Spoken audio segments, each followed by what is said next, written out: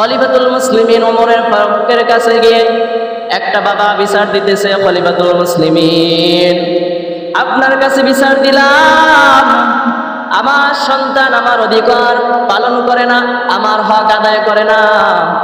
এখন খলিফাতুল মুসলিমিন ওই সন্তানকে ডেকে পাঠানো হলো। সন্তানকে যখন আনার পরে খলিফাতুল মুসলিমিন জিজ্ঞেস করল, সন্তান কেন তুমি তোমার বাবার হক আদায় করো না, মা বাবার হক পালন করো না? তখন খলিফাতুল মুসলিমিনকে সন্তান ডাক দিয়ে বলল, খলিফাতুল মুসলিমিন আপনার কথার জবাব আমি দিব, তার আগে আমার প্রশ্নের উত্তর দেন। খলিফাতুল মুসলিমিন প্রত্যেকটা বাবার সন্তানের জন্য প্রথম হক কি? তখন খলিফাতুল মুসলিমিন ওমর ফারুক ডাক দিয়ে বলতেছে, ও সন্তান, সর্বপ্রথম হক হলো একটা বাবার সন্তানের জন্য সর্বপ্রথম হক হলো একটা ভালো মা চয়েস করা, একটা মেয়ে ভালো মেয়ে দিয়ে বিবাহ করা।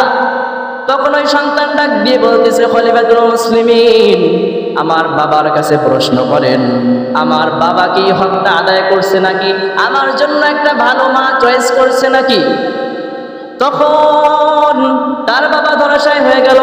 দ্বিতীয় প্রশ্ন আবার সন্তান করল, খলিফাতুল মুসলিমিন আমার বাবার কাছে জিজ্ঞেস করেন, আমার বাবার কাছে আপনি জিজ্ঞেস করেন সন্তানের হক বিষয়।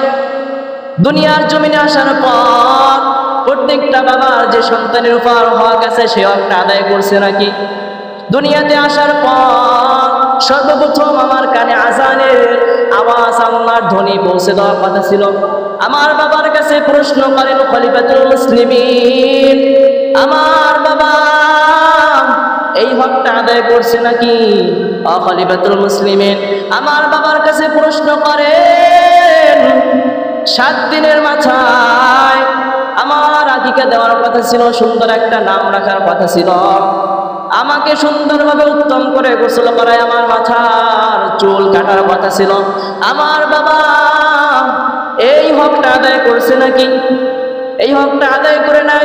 খলিফাতুল মুসলিমিন আমার বাবা আমার হকগুলো আদায় করে নাই, তার জন্য আজকে আমি তার হক আদায় করতে পারতেছি না। এর জন্য বলতেছি, রে বাবা, আপনার সন্তানের হক যদি আপনি আদায় করতে পারেন রে বাবা, তাহলে আপনার সন্তানও কিন্তু আপনার হক আদায় করবে। এর জন্য সন্তানের হক আদায় করতে হবে। আমরা কিন্তু সন্তান ভূমিষ্ঠ হওয়ার পরে সন্তানের কানে কিন্তু আজান দিই না। অনেক সময় ডেলিভারি হয় হাসপাতালে, সিজার হয়, সেখানে কিন্তু আমরা সন্তানের যে হক, প্রথম হকটা দুনিয়ার জমিনে আসার পর্বে সর্বপ্রথম তার কানে আল্লাহর দুনিয়া আজান দেওয়ার কথা কিন্তু রাসূল সাল্লাল্লাহু আলাইহি ওয়াসাল্লাম বলেছেন, কিন্তু আমরা সেটা পালন করি না। আমরা কিন্তু সেটা পালন করি না। ওই হাসপাতালেও যেখানে সন্তান ভূমিষ্ঠ হয় আমরা কিন্তু কানে আজান দিই না। এর জন্য প্রত্যেকটা হসপিটালে এই দায়িত্ব নেওয়া উচিত, যদি কোনো সন্তান দুনিয়ার জমিনে আসে ওই যে হাসপাতাল কমিটির একটা উদ্যোগ নেওয়া উচিত, একজন আজান দেওয়ার জন্য হাসপাতালের কমিটির একজন নিয়োগ দেওয়া উচিত। কারণ যখন ছেলে সন্তান দুনিয়ার জমিনে আসবে সর্বপ্রথম তার কানে আজানের ধ্বনি পৌঁছে দেওয়ার কথা রাসূল বলেছে। ইবনে আব্বাস রাদিয়াল্লাহু তাআলা আনহু থেকে বর্ণিত, তিনি বলেন রাসূল সাল্লাল্লাহু আলাইহি ওয়াসাল্লামকে আমি দেখেছি যখন হাসান রাদিয়াল্লাহু তাআলা আনহু জন্মগ্রহণ করেন। যখন হাসান দুনিয়ার জমিনে ভূমিষ্ঠ হয় তখন আমি দেখেছি রাসূল সাল্লাল্লাহু আলাইহি ওয়াসাল্লামকে হাসানের কানে নামাজের আজানের ন্যায় তার কানে আজানের শব্দ ধ্বনি পৌঁছে দিতে, ডান কানে আজান, বাম কানে ইকামত এবং কলেমায়ে শাহাদাত, কলেমায়ে তাইয়্যিবা এগুলো পৌঁছে দিতে আমি দেখেছি। কিন্তু আজকে দেখা যায় আমরা কিন্তু এই কাজটা করি না। তার জন্য কিন্তু আমাদের সন্তান কিন্তু আমাদের কথা শুনে না। আমাদের উচিত প্রত্যেকটা সন্তান যখন দুনিয়ার জমিনে আসবে প্রস্তুত থাকবেন। যদি ছেলে সন্তান দুনিয়ার জমিনে আসে সর্বপ্রথম তার কানে ইমানের আওয়াজ, আজানের ধ্বনি, আল্লাহ শব্দের ধ্বনি তার কানে পৌঁছে দেওয়া। খলিফাতুল মুসলিমিনকে যখন বলতেছে, খলিফাতুল মুসলিমিন আমার বাবা এই সমস্ত একটা দায়িত্ব, একটা হক পালন করে নাই, তার কারণে আজকে আমি এরকম করতেছি। এর জন্য সন্তানের হক যদি আপনি আদায় করেন আপনার হক কিন্তু প্রত্যেকটা সন্তান আদায় করবে। এর জন্য উচিত যাদের সন্তানের হক আদায় করেন না, আদায় করে নেবেন। সন্তান দুনিয়ার জমিনে চলে এসেছে, আদান দিতে পারেন না, সেটা বাদ, সামনে যে হকগুলো আছে সেগুলো ঠিক করে রাখবেন। 7 দিনের মাথায় সুন্দর করে একটা নাম রাখার কথা বলা হয়েছে হাদিসে। খলিফাতুল মুসলিমিন ওই সন্তান ডাক দিয়ে বলতেছে, খলিফাতুল মুসলিমিন, আমার বাবা আমার জন্য একটা ভালো নাম চয়েস করে নাই, আমার নাম রেখেছে জুয়াল। আমাদের সমাজে অনেক সময় অনেক ভাইয়ের সন্তান হলে সন্তানের নাম রাখে জুয়েল, কোয়েল, ময়না, টিয়া, আছে না নাই? এরকম নাম রাখে, কিন্তু ইসলামে এরকম নাম কি আছে? রাসূলুল্লাহ সাল্লাল্লাহু আলাইহি ওয়াসাল্লামের কাছে যখন কোনো সন্তান জন্মগ্রহণ করতে তার কাছে নিয়ে আসতো, রাসূলুল্লাহ সাল্লাল্লাহু আলাইহি ওয়াসাল্লাম পূর্ববর্তী নবীগণের নামের ধারাবাহিক একটা নাম রেখে দিতেন। ইব্রাহিম একটা নাম রেখে দিতেন, কিন্তু আমাদের সমাজে এরকম নাম রাখি না। আমরা অনেক আধুনিক মডেলিং নাম রাখি, টুকু, টুকটুকি, এরকম নাম রাখি। এই নামের বিষয়ে একটা কথা বলে যাই, কিয়ামতের ময়দানে যখন বান্দার কোনো আমল নামা থাকবে না, শুধু গুনাহ গুনাহ গুনাহ, আল্লাহ পাক দেখবে বান্দাকে কোন উসিলায় মাফ করা যায়, তখন দেখবে বান্দার নাম কি।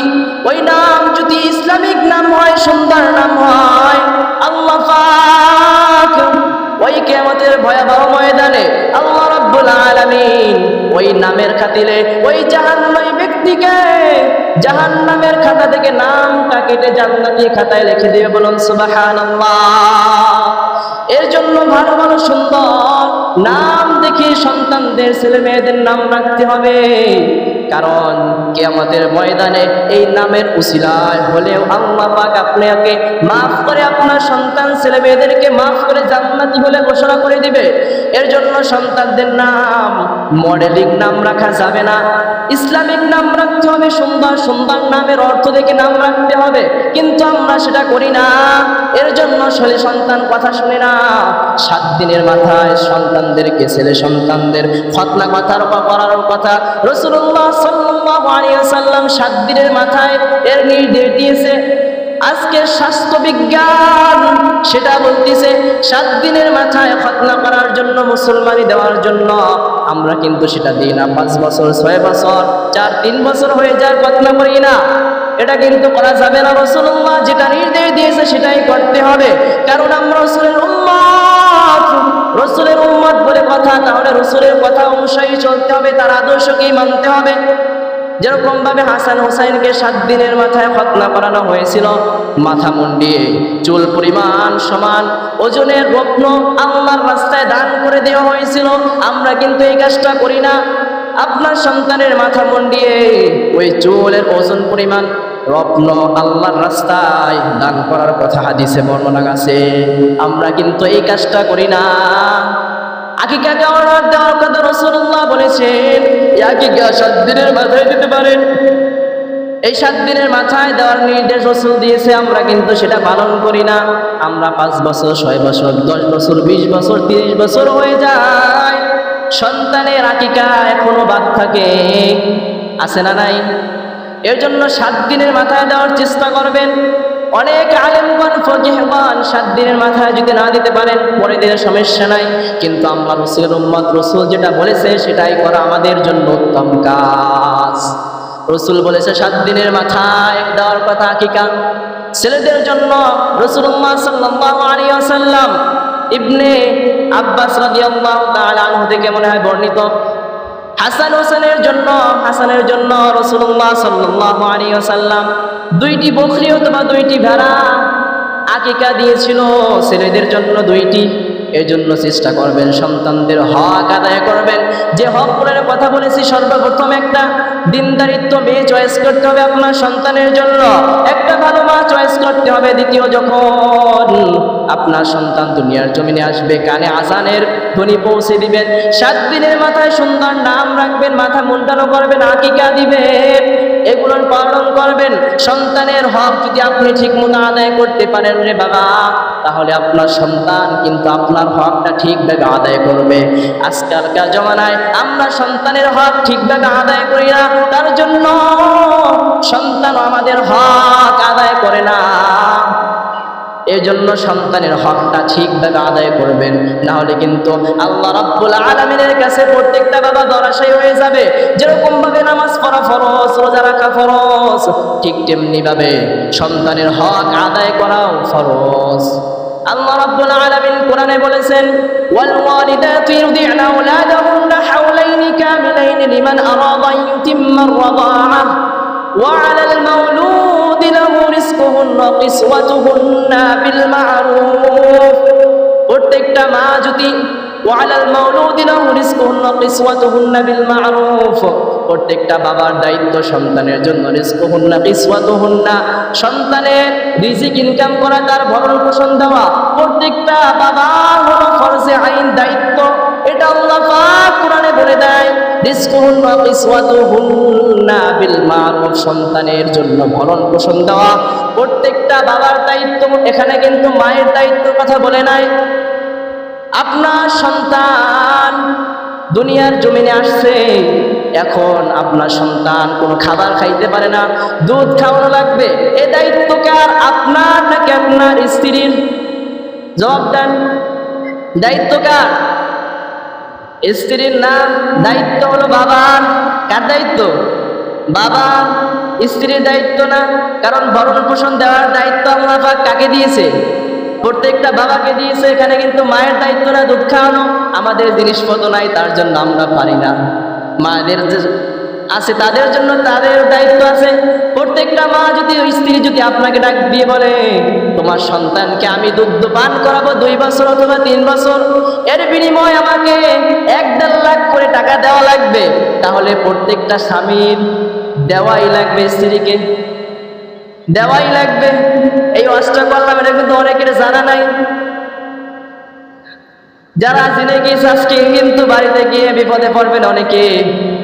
এর জন্য মায়েদেরকে বলতেছি, মায়েরা শুনে নেন, কোন সন্তানকে যদি আপনি দুধ পান করান 2 বছর 3 বছর, তাহলে আল্লাহ পাক আপনাকে এরকম সওয়াব দিবে। যেরকম ভাবে একটা বাচ্চা যদি তাকে জ্যান্ত কবর দেওয়া হয়, আপনি যদি সেই কবর থেকে তুলে যদি তাকে বাঁচানো হয়, যে পরিমাণ সওয়াব হবে, আপনি যদি আপনার সন্তানকে দুধ পান করান, সেই পরিমাণ সওয়াব আল্লাহ পাক প্রত্যেকটা মায়ের আমলনামায় দিবে। রিজকুহুন্না কিসওয়াতুহুন্না বিল মা'রুফ, প্রত্যেকটা বাবার দায়িত্ব হলো সন্তানের ভরণ পোষণ দেওয়ার দায়িত্ব বাবার। অনেক সময় দেখা যায় বিবাহ হয়েছে 5 বছর 6 বছর, এরপর স্ত্রী তালাক হয়ে যায়, সন্তানের দায়িত্ব স্ত্রীর কাছে চলে যায়। কিন্তু না, আল্লাহ বলেছেন কি? ভরণ পোষণ দেওয়ার দায়িত্ব হলো বাবা। আপনি স্ত্রীকে তালাক দিয়ে দিয়েছেন, সমস্যা নাই, আপনার স্ত্রী খারাপ, আপনার সন্তানের ভরণ পোষণ দেওয়ার দায়িত্ব হলো আপনার। আপনি মাসে মাসে, প্রত্যেক মাসে আপনার সন্তানকে খরচ দেওয়ার দায়িত্ব হলো আপনার, আপনি দিবেন।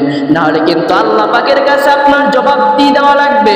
কারণ যেরকম ভাবে ফরজ ইবাদত নামাজ, ঠিক তেমনি ভাবে সন্তানের ভরণ পোষণ দেওয়া ফরজ ইবাদত, এটা আপনাকে করতেই হবে, এটা দিতেই হবে। এর জন্য যাদের স্ত্রী তালাক দিয়ে দিয়েছেন, সন্তান আছে 1-2 বছরের ছোট বাচ্চা, আপনি খবর নিতেছেন না, আজকে যারা এরকম কাজ করেছেন তাদের খবর নেবেন, তাদের ভরণ পোষণ দেওয়ার দায়িত্ব নেবেন। নাহলে কিন্তু আপনি ধরাশায়ী হয়ে যাবেন আল্লাহর কাছে। আল্লাহ যখন বলবে, বান্দা তোকে দায়িত্ব দিয়েছিলাম তোর সন্তানের